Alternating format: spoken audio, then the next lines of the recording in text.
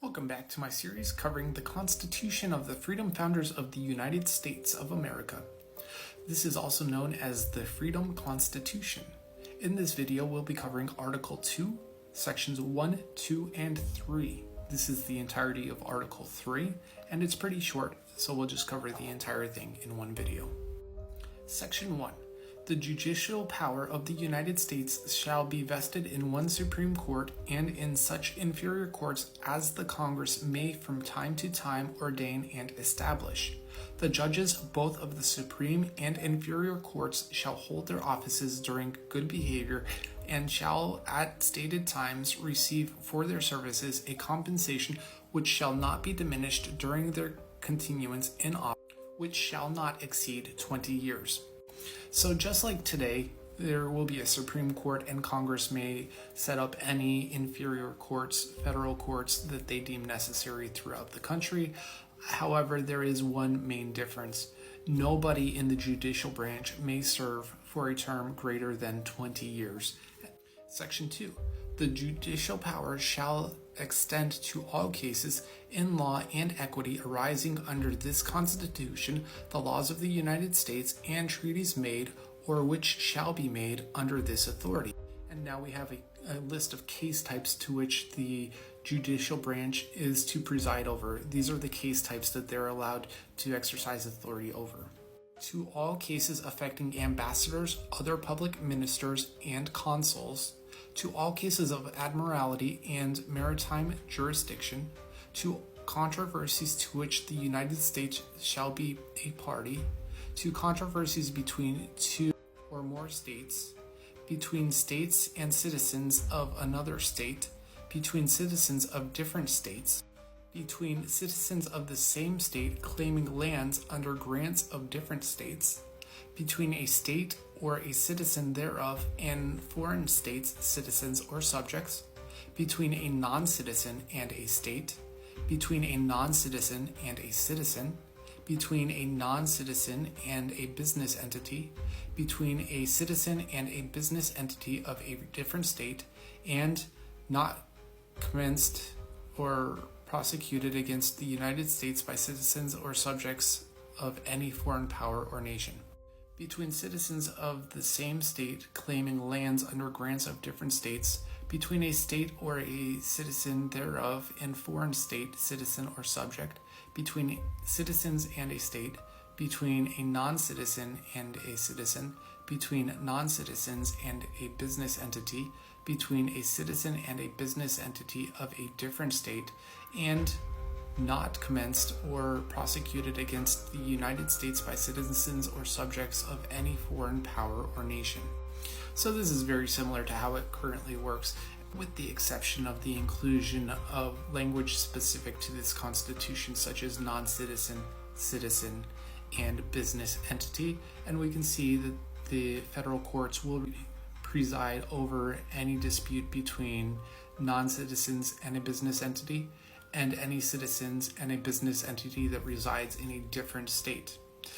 Any citizen that resides in one state, say Alabama, and they want to sue a business in the state of Alabama, that is up to the Alabama judiciary to figure that out. This only applies to if a citizen in, say, Alabama wants to sue a business that resides in South Carolina, for instance. And then Part M, not commenced or prosecuted against the United States by citizens or subjects of any foreign power or nation. That's what we have now. Say someone in Bolivia wants to take court action against the United States. The United States Supreme Court doesn't have the authority to oversee that kind of legal action. In all cases affecting ambassadors, other public ministers and consuls, and those in which a state shall be party, the Supreme Court shall have original jurisdiction. In all the other cases before mentioned, the Supreme Court shall have appellate jurisdiction, both as to law and fact, with such exceptions under such regulations as the Congress shall make. So what this is just saying is that the federal courts have the authority over these things, and if someone wants to submit an appeal, the appeal can go all the way up to the Supreme Court within the laws and regulations set by Congress. The trial of all crimes, except in cases of impeachment, is required to be by jury, and such trial shall be held in the state where the said crimes shall have been committed. But when not committed within any state, the trial shall be such place or places as the Congress may have selected in legislation codified by the United States Congress. So what this says is that unlike what is currently happening, every single federal criminal activity has to be prosecuted in the presence of a jury. There are no bench trials permitted, federal bench trials, for the purposes of this Constitution. And if the crime is committed outside the United States or its territories, then the Congress has the option to select where the trial will be held.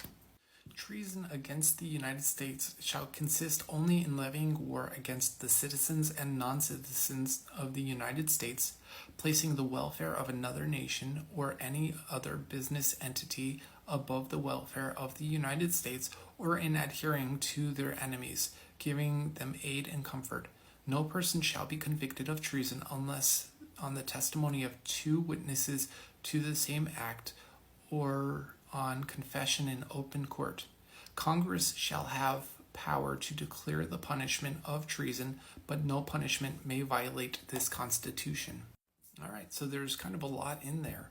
It says that treason only consists of levying war against citizens and non-citizens of the United States. So if you attack the government, if it's composed of citizens and non-citizens of the United States, that's still treason. But if you commit what we currently call a terrorist attack, which is committing war against citizens and non-citizens of the United States because of ideological or other differences, that is still treason, according to this Constitution. And no person shall be convicted of treason unless under the testimony of 2 witnesses to the same overt act or a confession in open court. So you have to have witnesses that somebody actually committed a terrorist act, is what we call it today, or traditional types of treason, or they have to have actually admitted to it in court. And Congress, as the legislative branch of government, is permitted to choose the punishment using their normal course of legislative processes. They get to choose the punishment for treason. And any punishment cannot violate this Constitution. So here in a short bit, we'll see the rights that citizens and non-citizens and groups that are not considered citizens nor non-citizens enjoy under this Constitution. So it can't violate this Constitution in any way. That brings us to the end of Article 3.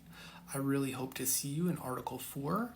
As you can see on the screen, unless I've covered it with words, Article 4 is the formation of the intercedent, which is this mysterious 4th branch of government that we've really talked a lot about in Article 1 and a bit in Article 2. It didn't really appear too much in Article 3. It didn't appear at all. So I'm really looking forward to seeing you and discussing the intercedent tomorrow. If you enjoy learning about the Freedom Constitution, what it is trying to do with the United States government, what it's advocating for, I encourage you to like this, share it, subscribe, do the things wherever you're seeing this video, and I hope that I can see you back here tomorrow or the next time you're available to learn a little bit more about the Freedom Constitution and what rights and privileges you'll enjoy under the Freedom Constitution if you help support this movement and really get it off the ground. Thank you. I hope to see you soon.